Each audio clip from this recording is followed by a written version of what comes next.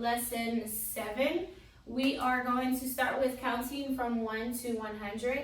You can pause the video and I would like you to count from 1 to 100. I'm hoping you stopped the video so that you could count from 1 to 100. If not, that's okay. Let's go ahead and review a couple of things. The first thing I would like to review are our days of the week. We have 7 days in one whole week. Let's go ahead and practice them. This is Sunday,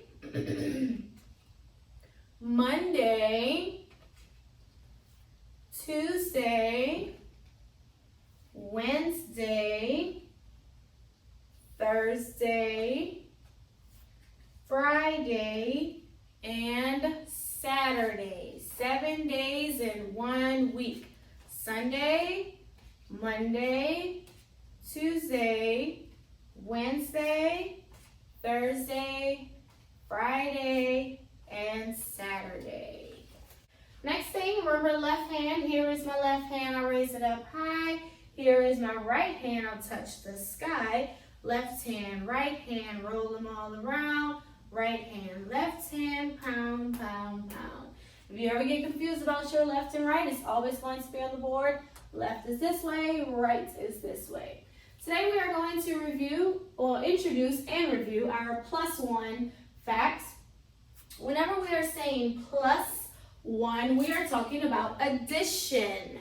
Addition means to add. Whenever you are doing addition, you are adding something to something. Whenever we do addition in math, we are adding numbers to one another. The symbol, meaning the little thing that we will see that helps us to know that a fact is an addition fact, we will see this plus sign here. This plus means to add. It means to add. We're adding to. You start off with a certain amount, and when you put that plus, when you add more, you will end with more than what you started with. Today we are learning what's called +1 facts. What that means is we are adding +1 to all kinds of numbers. Today we'll only do 0 to 9, but you can do +1 with any number that you want to. If you look at all the facts, they all say +1, +1, +1, +1. It's just the number that's in the front of it is different. Let's look at the first one. It says 0 plus 1. What that means is I have 0. We know 0 means none. I have none, but then I add 1. How many do I have now? Only 1. 0 meaning none plus adding 1 makes 1. 0 plus 1 is 1.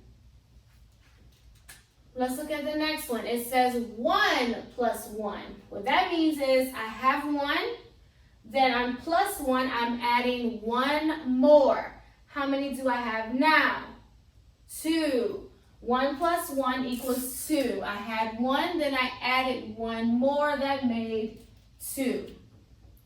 Next I have 2 plus 1.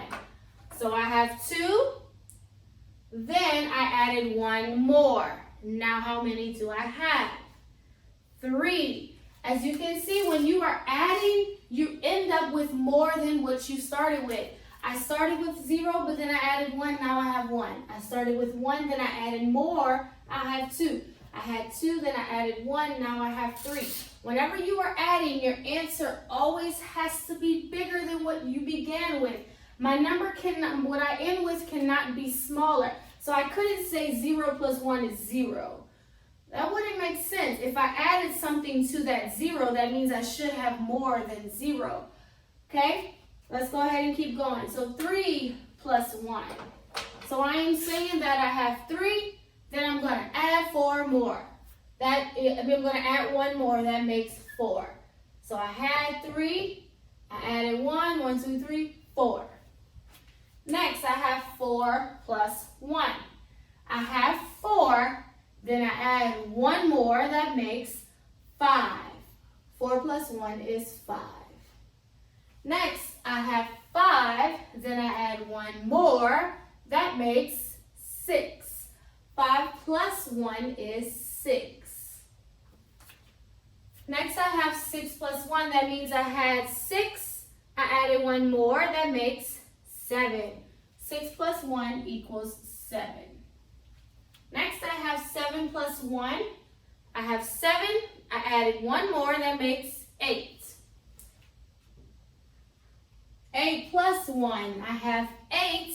Then I add one more, that makes 9. Then I have 9. I add one more, that makes a total of 10. Okay, those are the plus 1 facts.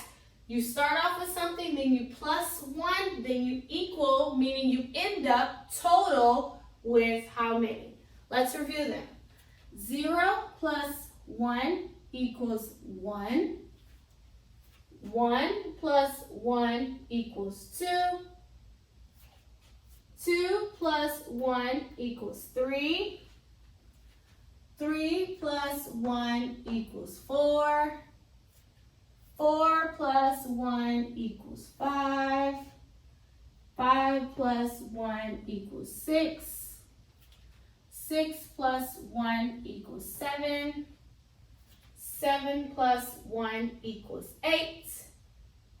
8 plus 1 equals 9. And 9 plus 1 equals 10. Awesome. Those are the plus 1 facts. We will practice those some more later in the week as well. Next, we will move on to what's called a pictograph. Last week, we practiced on a graph, and remember we did it with the birthdays. I had the graph. We went through everybody's birthday, and we filled it in based upon how many people had a birthday in that particular month. A pictograph is the same thing. It's, again, a graph is used to collect data. It's used to collect information. So what we're going to do, what's the difference between a pictograph and a regular graph, is in a regular graph you shade in how many, or you draw a line, whichever.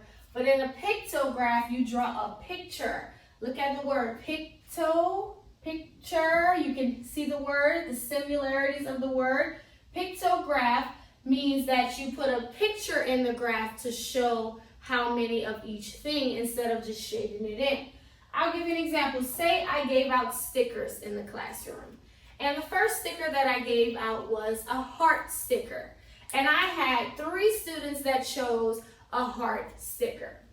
What I'm going to do is draw pictures of my heart sticker to show. And I said 3 students.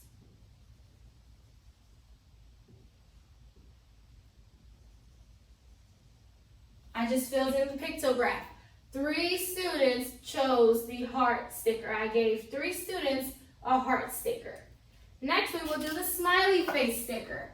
5 students chose the smiley face sticker. I will draw a smiley face. And to show how many students?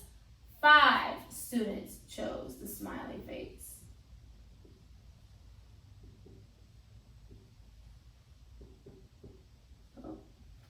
Okay, pictograph, you use pictures to fill in the graph.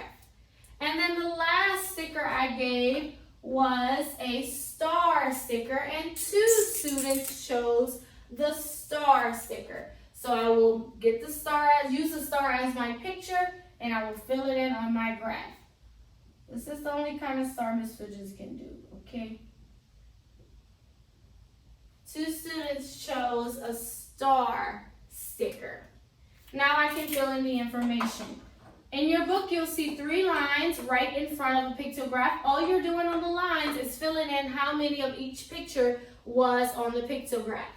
First thing is my heart stickers, or my heart stickers. How many students chose the heart sticker?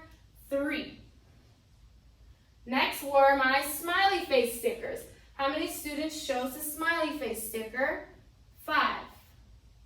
Last one was the star sticker. How many students chose the star sticker? 2. 3, 5, and 2. Now let's answer this question. Which sticker did most students choose? You should have said the smiley face sticker. So we'll circle the 5 because that's the most. Which sticker did students choose the least? It will be the star sticker. So this one was the most, this one had the least, or the fewest amount of students that chose that type of sticker. You will see this in your book on today. pictograph, and it will ask you the same questions that I just asked you. It will ask you to fill in, and then it will ask you the most and the fewest, the most and the least amount of whatever has been chosen. Okay, today in your workbook you are completing page 7A. 7A, that's math lesson 7 on today.